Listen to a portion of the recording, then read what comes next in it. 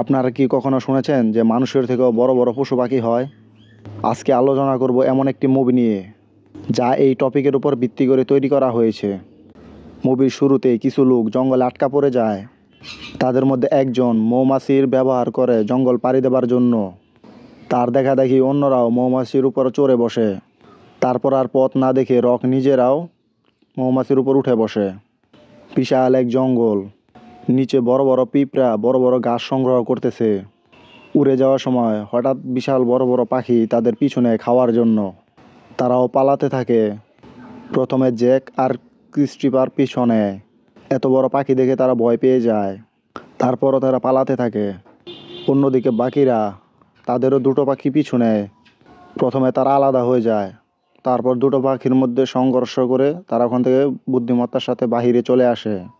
অন্যদিকে জ্যাক আর ক্রিস্টোফার তাদের পাখি খেতে নেবে, তখনই ক্রিস্টোফার নিচে পড়ে যায়।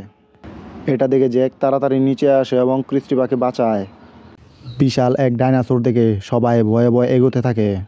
একজন ডাইনোসরের ডিমের উপর পাড়া দিলে তা ভেঙে ভিতরে পড়ে যায়।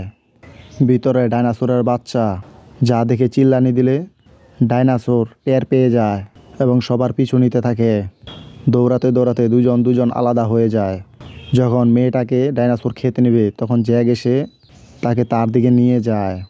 জ্যাক অল্পের জন্য ডাইনোসরের মুখ থেকে বেঁচে যায়। তারপর সবাই একত্রিত হয়। তখন এই ডাইনোসর তাদের সামনে চলে আসে। সবাই বুঝতে পারে আজকেই তাদের দিন শেষ। রক প্রথমে ফ্লেয়ার গান বের করে, যা ডাইনোসর খেয়ে নেয়। তাদের খেতে নেবে তখনই কিছু গাছের গুঁড়ি এসে ডাইনোসরের মাথায় লাগে, যার কারণে ডাইনোসর অজ্ঞান হয়ে যায় এবং তারা ওখান থেকে বেঁচে বের হয়ে যায়। গুহা থেকে বের হবার পর সবাই অবাক হয়ে তাকিয়ে থাকে প্রকৃতির এত সুন্দর দৃশ্য দেখে। বড় বড় প্রজাপতি, যা দেখতে খুবই মনোমুগ্ধকর। তখনই তারা হাতির ডাক শুনতে পায়, যা শুনে তারা ভয় পেয়ে যায়। তারপর ঘুরে পিছনের দিকে তাকিয়ে দেখে হাতিগুলো খুবই ছোট, যা দেখে সবাই হাসতে থাকে যে এত ছোট হাতি হয়। দ্বীপ থেকে বের হতে তাদের সাবমেরিনের প্রয়োজন, যা পানির নিচে। দুইজন পানিতে ঝাঁপ দেয়। প্রথমে শার্ক, জেলিফিশ পার হয়ে তারা জাহাজের কাছে পৌঁছায়। জাহাজের ঢাকনা খুলতে নেবে তখন বিশাল এক ইল মাছ তাদের উপর হামলা করে। প্রথমবার কোনোরকম বেঁচে যায়। দ্বিতীয়বার হামলা করার আগেই তারা ভিতরে প্রবেশ করে।